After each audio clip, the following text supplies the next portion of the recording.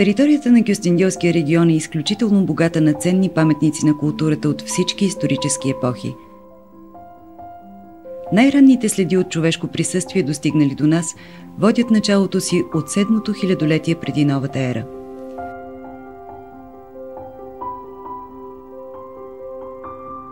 Голяма част от тези места са смятани за свещени и са свързани с определена ритуалност.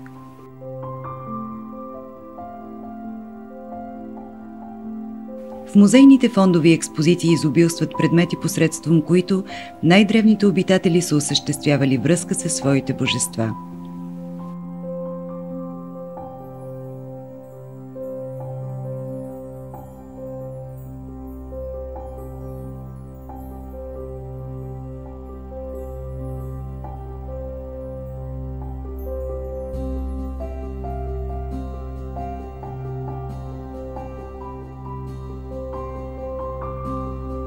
От преисторически времена датират и изсичанията в скалите, скални ниши, кръгове, дискове в длъбнатини.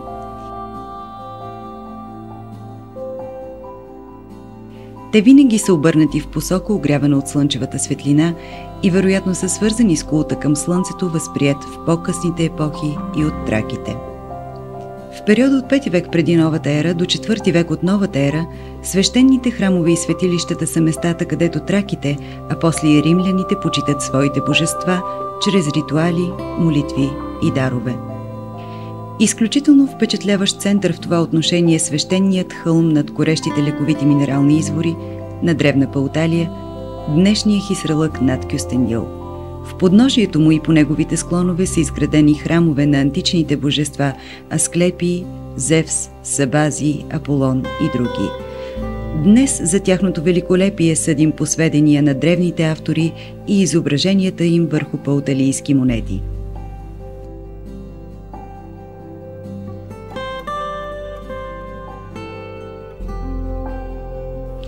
Пауталийския Асклепион, комплекс от култови, лечебни и развлекателни сгради, е втория по големина след Епидавърския в рамките на Римската империя.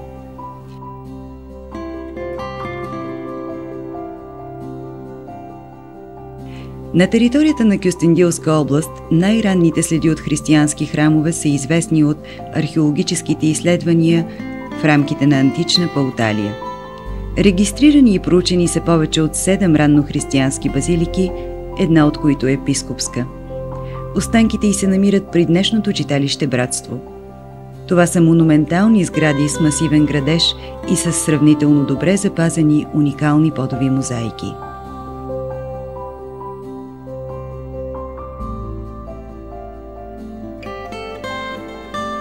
Особено силно е съсредоточието на оцелели през вековете средновековни и късносредновековни църкви и манастири по земите на Кюстендилския край, познати в науката като средновековни църкви по поречието на Струма.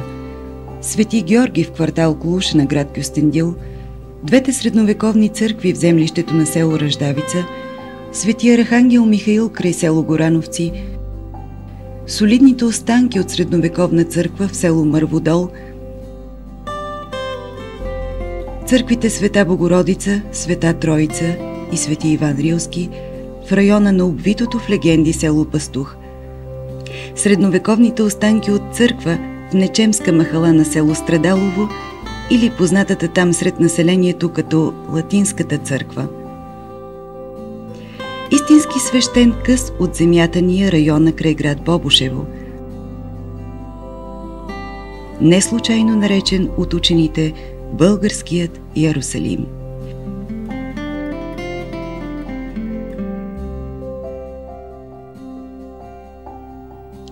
Тук редица църкви, като манастирската Свети Димитър, Свети пророк Илия, Свети Атанасий и Свети Тодор Стратилат, десетките параклиси и оброчища в околностите на Бобошево, а също и Света Петка в село Вуково, впечатляват със своята типична и в същото време разнообразна архитектура, с уникалните си стенописи, с неповторимата си природна среда. Те са опазвали и укрепвали у местното население не само чувството за християнска, но и за българска принадлежност. Особено емблематичен в Кюстендилско е култа към Иван Рилски, светец-покровител на целия български народ. Този национален и общодържавен култ се налага вероятно след възобновяването на българската държавност в края на 12 век, но почитането на светеца започва още при живе. Роден в Бобошевското село Скрино, той развил своите заложби към духовното съзерцание и придобил знания от свещените богослужебни книги като монах в близкия манастир Свети Димитър. Легендите разказват, че светеца пустинослужилствал в пещерите и се отдал на живот в пълна самота, молитви, пост и лишения, като водел своя живот на аскет и Божий човек. Почитта към рилския светец осезаемо се усеща в родното му Скрино. Тук, при селската църква, носеща името му, на широка поляна под 3 вековни дъба, се прави голяма служба с курбан. В околностите на селото, в красива местност, върху руините на стар християнски храм, през 1999 година е изграден нов манастир Свети Иван Рилски, известен още като Руенския манастир. От него в поживописна пътека се стига до пещерата, където най-напред е пустинослужил отеца. Под манастира сред вековни буки има чешма, от която тече лековита светена вода.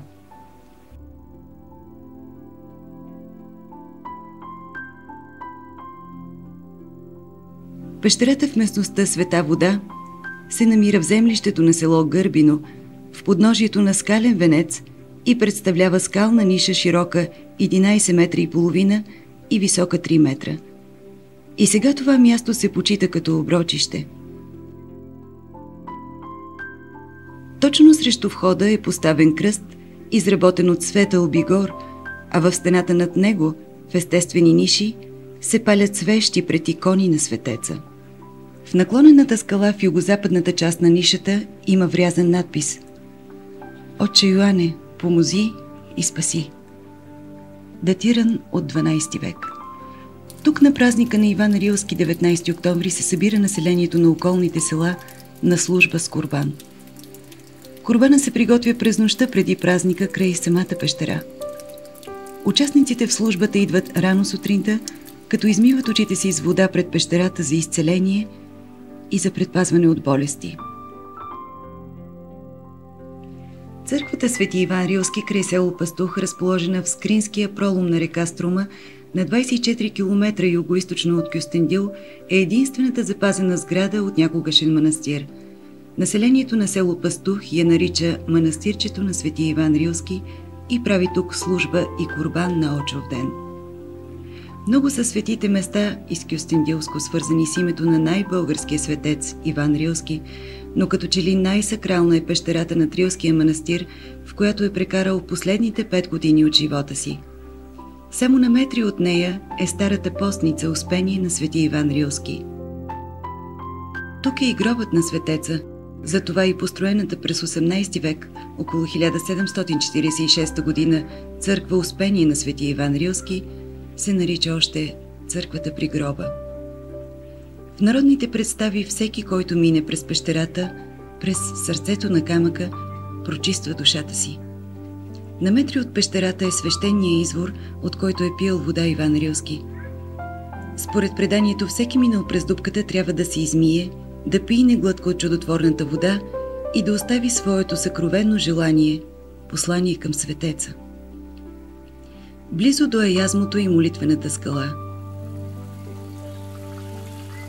Монахът-отшелник Свети Иван Рилски заедно със своите ученици през 10 век полага основите на великата рилска обител, която за повече от хилядолетие се превръща в твърдина на българската православна вяра, богослужение, език и книжнина, в крепител на народното самосъзнание. През своето многовековно съществуване манастира преживява години на възход и разруха. От съграденото през 14 век от местния феодал Стефан Драголов Хрелю е останала само отбранителната хрелюва кула с малък параклис на последния етаж с уникален стенопис. В съвременния си вид манастирския комплекс е изграден през първите десетилетия на 19 век Благодарение на усилията и таланта на няколко поколения видни български строители, живописци и майстори-резбари. В Рилската обител се съхраняват разнообразни и високохудожествени творби на българското изкуство. Колекцията от икони обхваща произведения от 14 до 19 век. Дърворезбите са едни от най-старите запазени по нашите земи, а манастирската библиотека съхранява редки средновековни ръкописи. Неповторима е архитектурата на комплекса.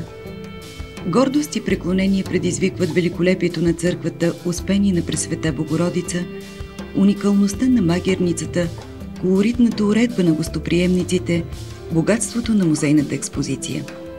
Цялото това творение на човешкия гений добило светостта на неговия първоосновател, отшелника, свети Иван Рилски, заедно с дивната природа от величествени скални върхове, стръмни сипеи, склонове, обрасли с вековни гори, живописни реки и долини, носи величието на човешкото и божественото.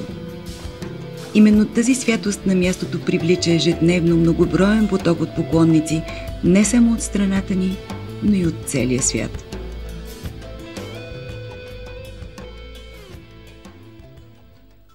Мощите на Светия Отец отначало са пренесени в църквата Свети Георги в Средец, после в дървения храм Свети Лука, а към средата на 12 век са положени в новоизградената църква на името на светеца.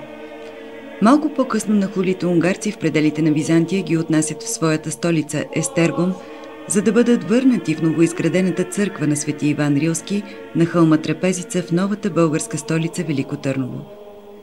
През 1469 г. рилските монаси получават султанско разрешение и с тържествено шествие нетленните останки на техния патрон са положени отново в Рилския манастир, където се намират и сега. Славата на неговата святост се разпростира по българските земи според безименното народно житие на Иван Рилски. Чудесата му предизвикват желанието на цар Петър да се срещне с него. Легендите за свети Иван Рилски битуват главно в югозападна България. Народът го обозначава с определенията Отеца, Светия Отец, без да се налага споменаване на името му, и го почита като най-видния български светец. Сред населението в Осоговието от двете страни на границата, освен към свети Иван Рилски, има трайно изграден култ и към последователите на Отеца. Прохор Пшински, Йоаким Осоговски и Гаврил Лесновски. Народната памет пази редица предания, според които четиримата светци са братия по вяра и са започнали своя отшелнически живот заедно, като после са се разделили, за да разнасят правата вяра в различни места из Осоговието и Рила. Съществуват и такива легенди, които ги представят като родни братя. Прохор Пшински, монах от 11 век, се е родил в областта Овче поле в Македония. Той прекарал 32 години като учелник в една пещера край град Враня. След смъртта му местните християни изградили в близост църква на река Пшиня, приток на Вардар. Образи на свети Прохор от първата половина на 14 век откриваме в църквата Свети Георги в Старо Нагоричано и в Лесновския манастир. Гаврил Лесновски бил син на благородни родители от село Осиче, близо до град Крива Паланка. След като се замонашил, с цялото си богатство изградил храм, посветен на Архангел Михаил, около който по-късно бил създаден Лесновския манастир. След това се посветил на постояннослужие до края на дните си. Йоаким Осоговски е дошъл от запад в планината Осогово и се отдал на пост и молитва в една пещера край Сарандапор, днешна крива река в Македония. 50 години след смъртта му мощите му били положени в построената в негова памет църква. В средата на 12 век култа към свети Йоаким станал толкова популярен, че около храма бил съграден едноименен манастир. Изображения на светеца има съхранени в Земенския и в Лесновския манастир, в църквата Свети Йоаким Осоговски, край село Котугирци и в църквата Света Анна в село Смоличано.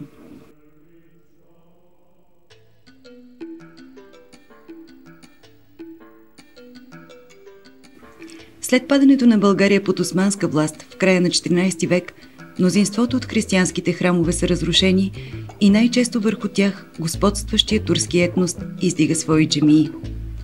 Строителството на християнски култови обекти през този период е твърде ограничено. Строят се малки и непретенциозни в архитектурно отношение църкви, но в същото време с изключително богата вътрешна стенописна украса. Църквата Света Петка във Вуково, Свети Димитър и Свети пророк Илия край Бобошево. Тези църкви и параклиси по обясними причини се намират в отдалечени от градските центрове места, а много често и в труднодостъпни райони. А новопостроените джамии са в центровете на селищата и представляват монолитни сгради с твърде сложна архитектура и разточителна украса. Те издигат своите минарета на цялата тогавашна градска архитектура. До наши дни са стигнали запазени в целия Кюстендилски регион само 3 джамии. 2 от тях са в Кюстендил. Фетих Мехмед Шалдарвана, построена през 1531 година, и Ахмед Бей Инджили от 1575 година.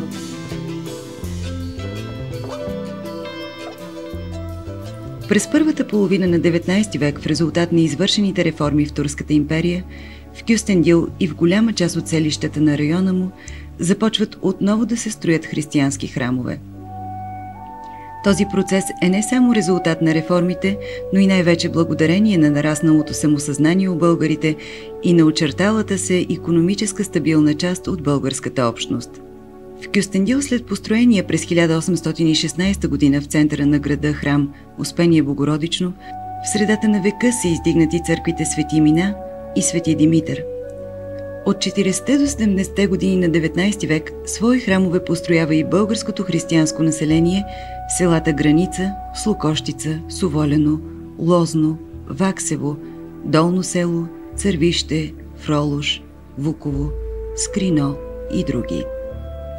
Но изключително впечатляващи със своите размери, архитектура и украса са построените през този период храмове Успение на Пресвета Богородица 1851 година в Бобошево и Свети Петър и Павел 1848 година в Преколница. След освобожденския период на България, а и в Кюстендилско се характеризира със строителство и освещаване на църкви в почти всички населени места. Но този период се характеризира и с нещо още по-типично, особено през 20-те години на 20 век. Във всички селища се появява една нова форма на поклонничество – поклонение пред паметта на загиналите за освобождението и във войните за обединение на България. Започват да се строят мемориални паметници, където на определени дати се организират селищни тържества. Най-знаков в това отношение е храм-паметника Света Троица в граничното село Гюешево, по-познат като Косницата. Това е един забележителен монумент, изграден в памет на загиналите във войната през 1912, 1913 и през 1915-1918 година. Точно под олтара на църквата в специално изградено подземие се съхраняват костите на близо 1500 войници и офицери, отдали живота си за Отечеството. В днешно време също сме свидетели на един засилен стремеж към възстановяване и изграждане на параклиси, църкви и манастирски комплекси. В повечето случаи това се прави на съществуващи свети места, като оброци, свети води и други. Други култови храмове се изграждат на нови, не свързани с традицията места, като манастирски комплекс Успение на Пресвета Богородица в землището на село Копиловци, параклисите Свети Петър и Павел в Осогово на село Богослов, Свети Димитър в село Сгурово, Свети Димитър в село Доброво и други. На патронните празници на тези църкви в селищата се организират землячески срещи и събори.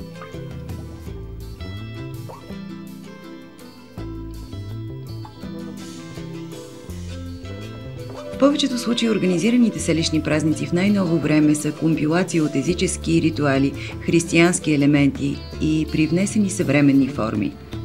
Това е естествен резултат от натрупани във времето културни напластявания.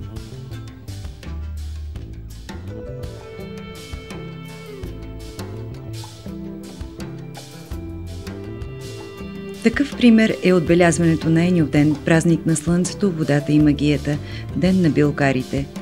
Синтез на елементи от езичеството, християнски обреди и съвременни компоненти, той носи белезите на развитие в древността култ към слънцето, а като християнски празник се свързва с рождението на свети Йоан Кръстител.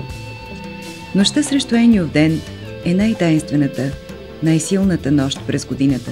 Затова на празника рано сутрин моми, жени, врачки и баячки берат билки, които използват през цялата година. Плете се еньовски венец и всички се промушват през него за здраве и дълголетие. Подобен синтез на езически, християнски и съвременни ритуали наблюдаваме и при празниците, организирани при оброците.